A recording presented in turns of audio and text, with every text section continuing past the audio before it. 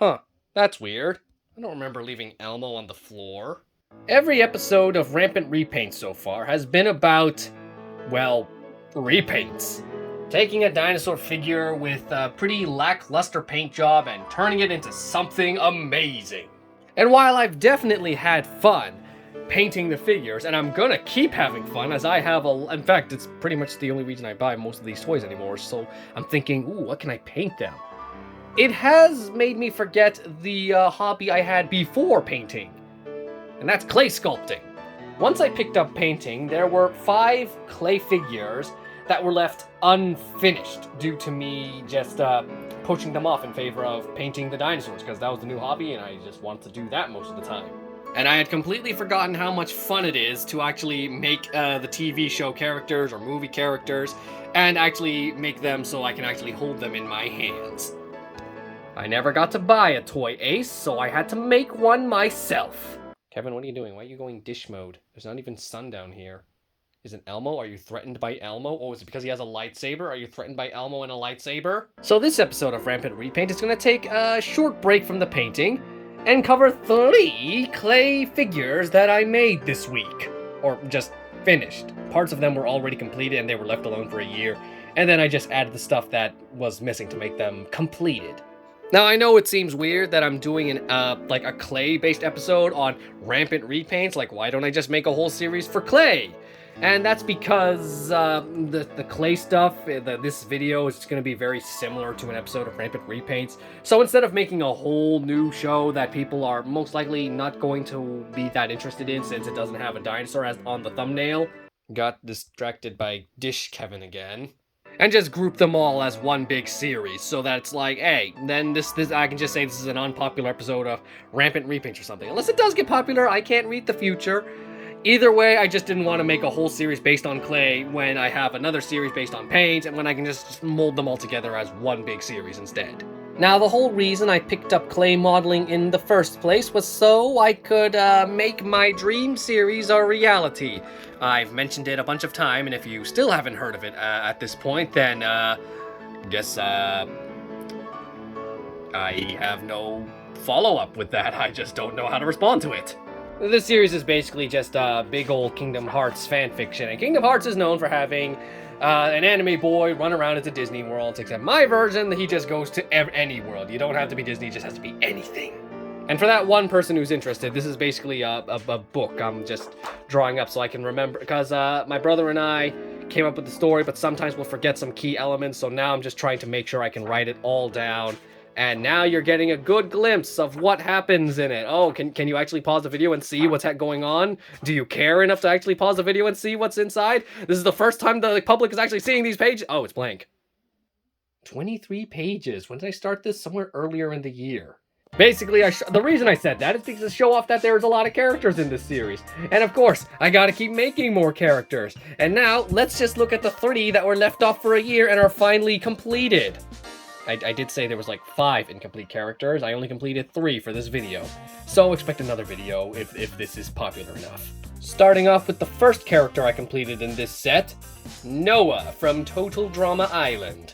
Whatever, just beware of eels. Now before I finished him, Noah was just the head, without the hair, this chest area with these little collar thingies, what are they called? It's just a collar, right? And his arms, incompleted. Like these, the white part was not attached to the blue part yet, or the other way around. Wow, my memory's bad. Well, either way, there's a photo showing you what was left of Noah before I finally finished him off. Once I picked up the clay again, I gave him these pants. I marked it up with one of my tools, giving him a little line here on the back as well. Then I gave him this other piece of tan clay, giving him his what's left of his feet, or the feet that isn't covered by the pants, also marked with the same tool. And then I gave him these big old-fashioned Hammond Collection style feet, because wow, those are some big feet. Not as big as like Kingdom Hearts 1 Sora, but still some pretty big feet.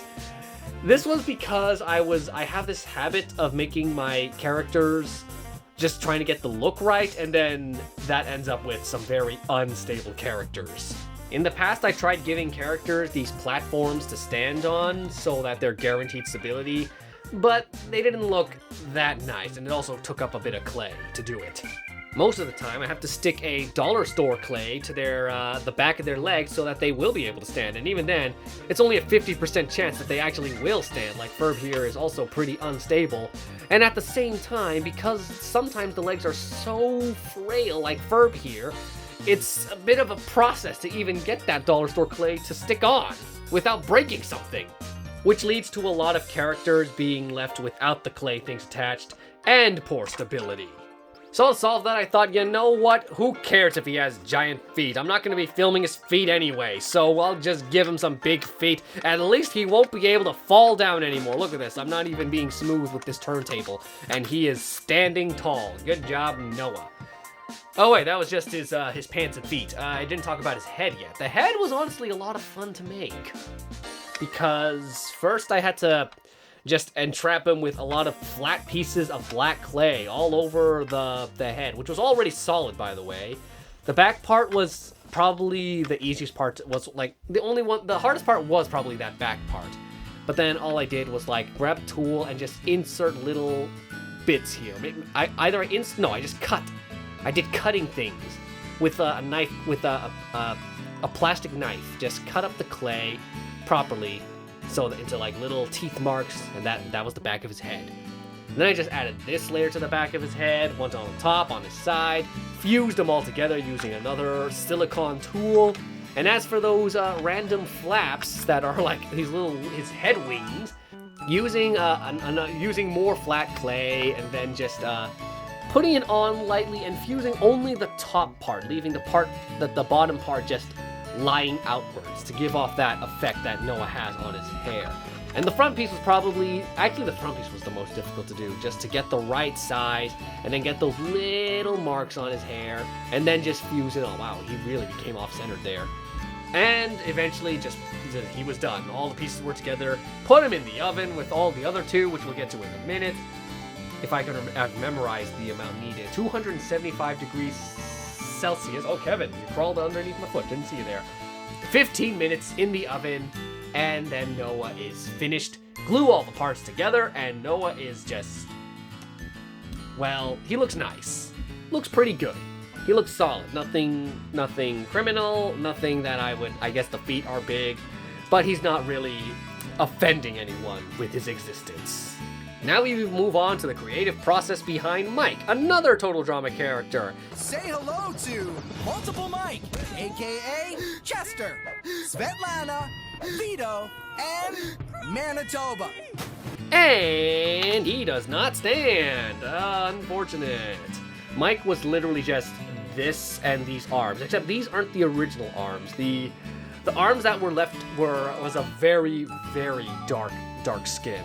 So dark that it didn't really look right, and I ended up the arms looked nice, but I just didn't like how dark the skin was, because it was way too dark for Mike. So I gave him brand new arms, and those are the arms I stuck with. Everything else was just made afterwards. Gave him a neck and head. I just had to, the head was probably very difficult to do to get the right shape, and then use a metal ball to just put inside his head, like the back of his head, so that I can angle that away to make his neck look natural and actually get that head to stick on there without giving him a weird circle face, which would just look kind of weird for a Total Drama character. And then I gave him these very thin legs and these shoes, which were supposed to be big. I even gave him some extra space to support him in the back. Unfortunately, while baking in the oven, the legs did warp a bit. It was on uneven ground, so they ended up sinking inward, and now Mike is completely unable to stand. Unfortunate, and I know his legs are way too fragile to actually attach some clay to it to help him stability. So he's just thankfully he is just a background character. He's not going to get any speaking roles, so I'll just put him in the back, and I'll just lean him on an object or something like that. The hair, on the other hand, I can't remember if the hair was difficult or not. It was a similar process to Noah, honestly, where I just separate pieces, except it was a little more difficult because he had a lot more jagged edges to deal with. And the top hair was particularly difficult to get. I had to fold the clay on top of his head without making it break off, and then fuse the other parts on, make sure that stays upward, and then not make sure there's enough to make it look like it's natural hair, and not like it's like perfectly lined, it's not too far back, it's not too far forward. It just looks just right. So that's why Mike just looks very nice the way he finished and turned out. Just unfortunate that his legs got warped and he can't stand. I could break off the legs and make him some new ones, but I'm not that bothered by it. I mean, again, background character. But now let's move on to the last character on the list, and the character that actually won't be a background character because I do have some plans to use her in the future. It is Princess Mononoke.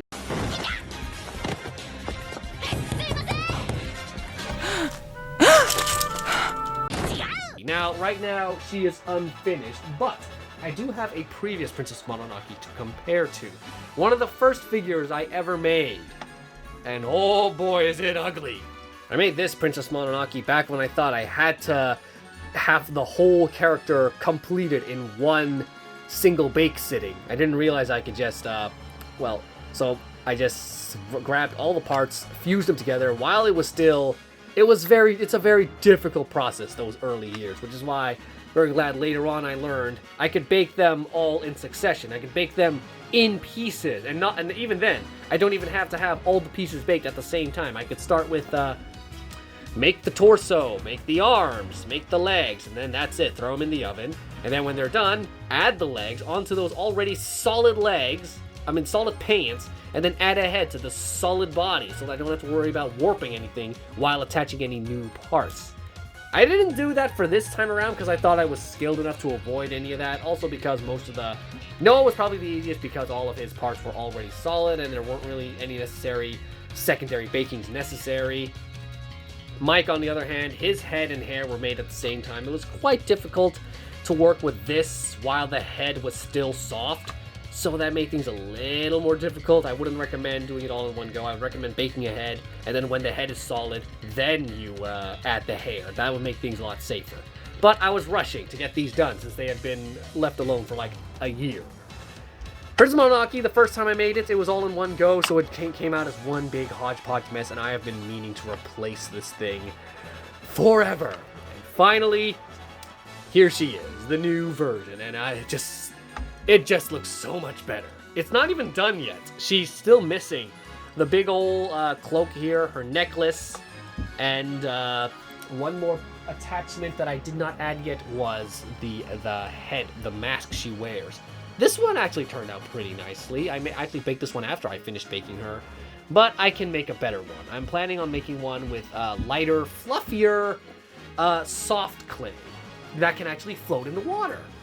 So I also plan to remake a Baymax with that kind of clay. But back to San, she was just this body part, these legs without the shoes attached, and these arms. Was she a head? She had a head, yes, but there was no hair attached to it just yet. That was all she was for like a year. If you watched my Movies United Christmas special, you'll actually see these exact characters in their pieces already like that. So, first thing I did was gave her some... don't fall over. Actually, she's pretty sturdy. She's fine. I gave her some nice gray boots. And these are honestly some of the finest shoes I've ever made. Because one, she is able... As you can see, she's able to stand without any support at all. These are the best shoes I've ever made. Just because of that. And second of all, because they actually just look like shoes. Most of the time, as you can see with Noah, I just blobbed together some clay and then just called them shoes. This one, these are real shoes. In fact, one character I like to compare her to in particular is from my favorite movie, Nausicaä of the Valley of the Wind.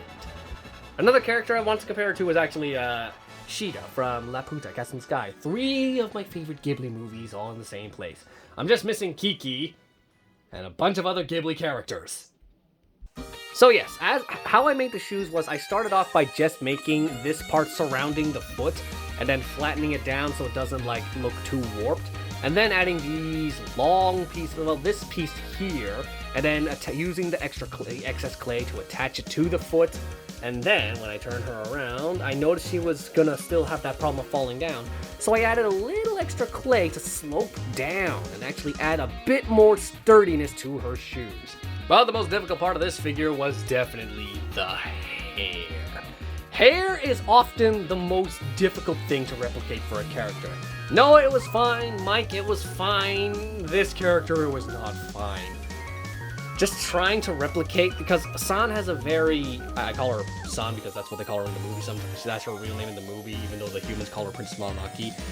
San, it has this very interesting kind of hair where it starts out, it's not a full-on straight down or straight that way. It's kind of like it goes down, then it curves outward and goes back in. It's very difficult to replicate into clay for me. And after many attempts of trying to like wrap the whole thing in clay and then just jab it up a bit, it just kept looking ugly and I didn't like it. And eventually I found a way. I started with a flat piece of clay. I rolled it around her head to get the measurement to make sure it was right, cut it off the parts that weren't necessary. Then I continued flattening out like this top part here to really wrap around her head and these little edges here. I flattened it out. Finally, once I had the right shape down, the right length, I put these, is it focused? I did the little marks here. I didn't cut anything this time, I just used a tool to just make these little lines on the hair. As I made sure to connect the hair, like this part of the hair, like this part here all the way to over here was the part. And then as I did, I connected it, I made sure it was all connected to the head. Then I added then I made sure to curl these in, like actually, no, even before that. I took a little magnetic ball and then just went on the inside to curl it out so that when I attached it, it would have that curly effect. And then I added some extra parts here, here, here, and here, all different pieces. Actually, this is one piece, but it's cut very neatly there. Added this top piece, which is honestly the easiest part to do. And finally, just added a little bit of thin black clay, followed by one circle here and a white dot, and voila, she's ready. In the oven, glued together, done. And we have a much better looking Princess Mononoke than my first one. This one can only stand because of this fur coat thing, and she's just really short and really disproportionate. I will say that this one's not perfect either. Her white part of the dress is supposed to come all the way down to at least down here and connect to each other. That's what's supposed to look, but I'm fine with the way it looks.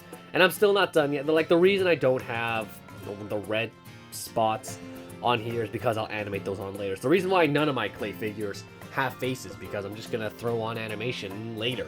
As for that, I still haven't done the necklace yet, and I still need to do this fur coat on the back here, which I'll make out of the fluffier clay to help her float in the water and stuff. And I still need to do her mask, and then she'll be fully done. I haven't figured out how I'm gonna add that mask without adding extra weight to the back, because as I said, she balances perfectly. But that's it. That's the clay figures I made this time around. And, yeah. I forgot how good it feels to just finish a clay figure. I'm very happy with how Princess Mononoke turned out. And, it's just a very good feeling to have. Honestly, it's just a good feeling to have a finished product in general. There are currently 2 other characters that were still, unfinished from a year ago. And those are next on my to-do list. But as for repaints, I know I said the next one was going to be the Pentaceratops, but as I said, he's being pushed back again. Sorry, buddy. See, I'm gonna need the Baryonyx trio for some upcoming videos, and therefore Limbo is now taking priority over the other repaints. If you enjoyed seeing me talk about clay figures, then please say so, and I'll do more next time. It really helps to know that people are watching the video where I do the clay stuff, and it'll just motivate me to do even more clay stuff. So yeah, thanks for watching, and I'll see you in the next episode of Rampant Repaints.